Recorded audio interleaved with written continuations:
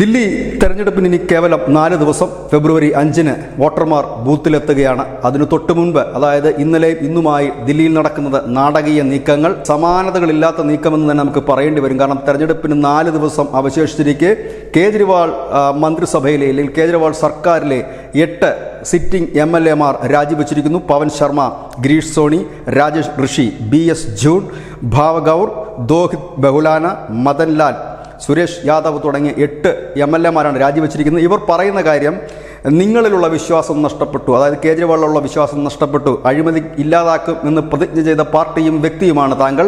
പക്ഷേ അത് പാലിക്കാൻ താങ്കൾക്ക് കഴിഞ്ഞില്ല. ജനങ്ങൾക്ക് നൽകിയ വാഗ്ദാനങ്ങൾ ഒന്നുപോലും നിറവേറ്റാൻ കഴിഞ്ഞില്ല. അതുകൊണ്ട് നിങ്ങളിൽ ഇനി ഞങ്ങൾക്ക് വിശ്വാസമില്ല എന്ന് പറഞ്ഞുകൊണ്ടാണ് സിറ്റിംഗ് MLA-മാരാണ് രാജിവെച്ചിരിക്കുന്നത്.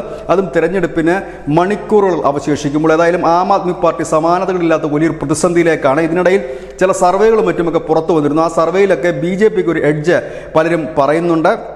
ഏതായാലും ഒരു വലിയ വാർത്ത എന്ന് തന്നെ പറയേണ്ടി വരും. കാരണം ആം ആദ്മി പാർട്ടി സമീപകാലത്തൊന്നും സംഭവിക്കാത്തതുപോലെയാണ് ഇപ്പോൾ സംഭവിക്കുന്നത്.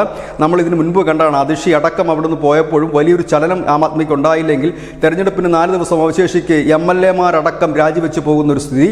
ആ MLA-മാർ ഉയർത്തുന്ന പ്രധാനപ്പെട്ട ആരോപണം അഴിമതി തന്നെയാണ്. News desk news India Malayalam.